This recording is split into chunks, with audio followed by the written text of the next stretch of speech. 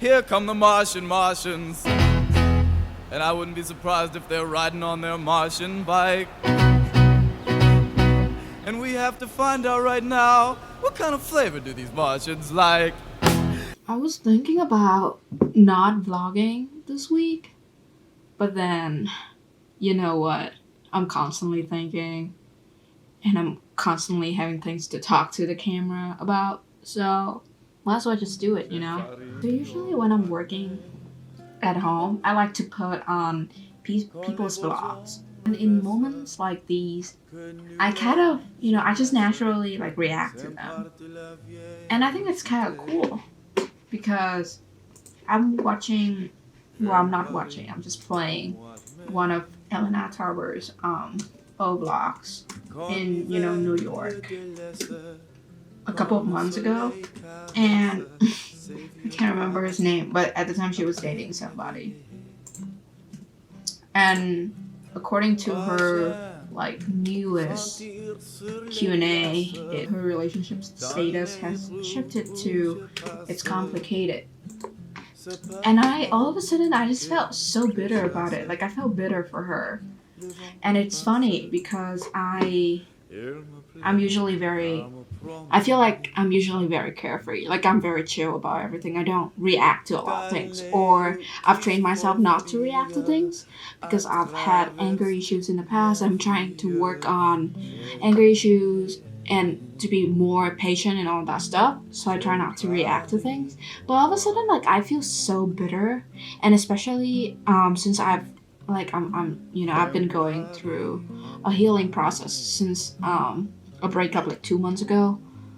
I'm still feeling very bitter. Especially like over this weekend, there was just like this rush of nostalgia, not for anything in particular. Obviously, I can pinpoint a lot of things, but they're not significant, or I have told myself to move on. And I'm still so bitter. And this is so interesting, I think, because I think I used to be bitter about a lot of things. Like, I care about a lot of things. I used to care about how people think about me. I used to care about whether people hate me or not. And in the process of trying to bury these sort of feelings, I've thought that I've changed, obviously for the better, but I'm glad that this sort of bitterness kind of came back. Like I feel sad, I feel angry about it, but also something about it just make me feel so alive. I feel like I'm a functional human being, and that I am who I am for the way that I am, and not because I'm trying to be better for someone else, if that makes sense.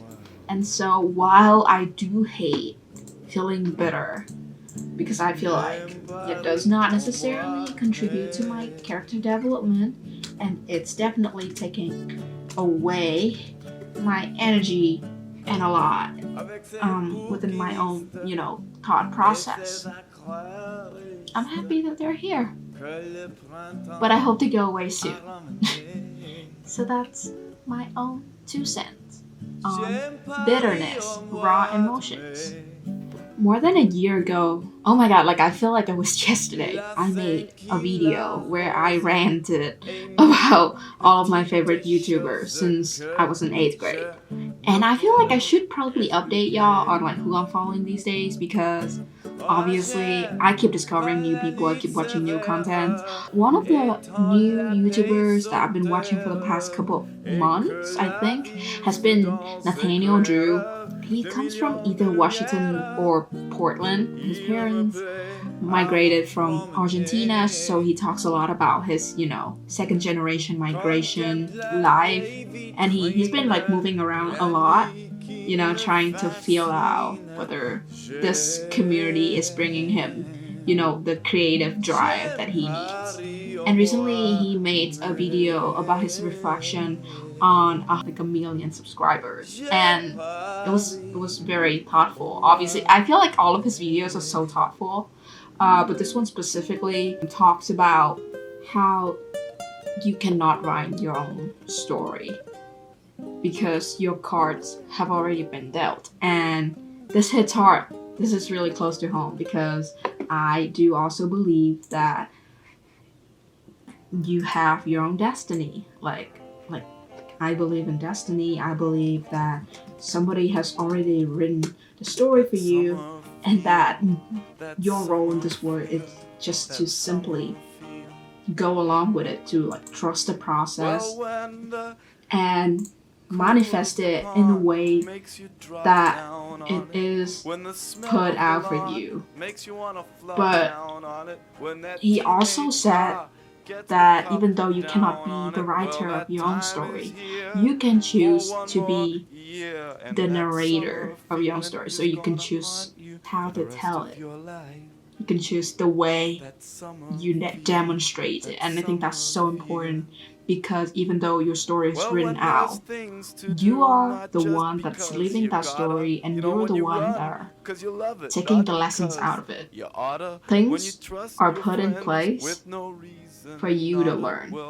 You don't know anything about what's gonna happen, but your best chance is to embrace it and to react to it in a way that you would like yourself to react to it, if that makes sense.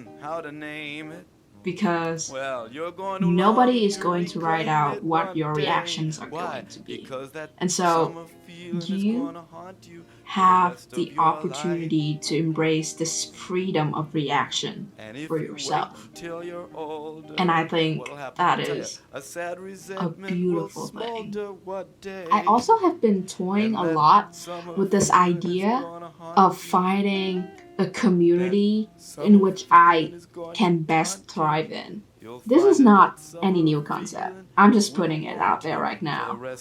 That I believe that even though you were born in a specific context, in a specific community, if it doesn't vibe with you, you should move. And so that's why I've been a mover. And in the process of traveling, I am not traveling for fun. I am not looking for an excuse to relax. I am looking for an excuse to live a different life. I went crazy last night and baked a lot of cake. This one is chamomile honey cake. And so I'm gonna have it for breakfast for the next, I don't even know, couple of days. My French press beak broke yesterday, right after I had my morning coffee. So God bless, yesterday's coffee is still good. But from now on, I have to drink my instant coffee until my replacement beak comes, which is like next week. So, yep, on your right is my sad iced instant coffee. Good morning, everyone. I am on another cup of instant coffee. It's day 2 since my French press broke. And I am desperate. So instead of, sitting myself down right after I had my coffee, I decided to make a cold brew because I need to. I got my last packet of the blind tasting coffee because I've read that like coarse coffee ground is better. So I used the beautiful baby concoction. This is 1/4 cup of coarse coffee ground and 1 1/3 cup of water. So I just stir it up, and now I'm gonna wait for another 5 minutes, and I'm gonna stir it up again, and I'm gonna put it in the fridge, and I'm gonna wait for 12 hours to 24 hours. Either way, it should come out delicious. Well, or at least better than my instant coffee anyway. But I thought since I don't get to, I'm getting to taste it tomorrow, but it's probably gonna be different from brewing it hot. So I'm gonna read the card to you all. So this is sample 11248, and it is Cobus coffee from Bolivia. The process is washed, and the flavors are dried rub barbecue, cherry, and dark chocolate. So I smelled the coffee before I put it in, and it did smell very sticky. Like, definitely smell chocolate. The dry rub barbecue makes sense, and the cherry also makes sense. I think this is a wonderful flavor combination, even in cooking. barbecue cherry chocolate. That sounds like a good combo. The notes are Bolivia isn't a region we get too much coffee from. So we're excited to share this one with the community.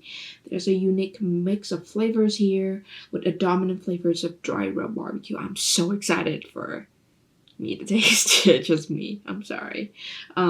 There's an earthiness balanced with dark chocolate and cherry note that comes out towards the aftertaste. So dry rub barbecue and then a mix of cherry and chocolate. Lots of complexity. I'm very excited. Yeah, so this is also shameless promotion for my school. I don't have any mason jar, so this will do.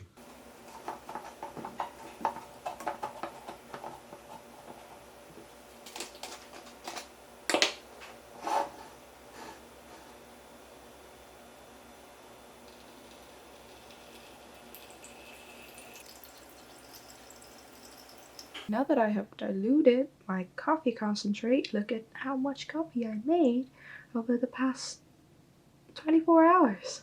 That summer feeling is gonna haunt you. I said that summer feeling's gonna taunt you. I said that summer feeling's gonna want you the rest of your life. Feeling that summer feeling, that summer feeling.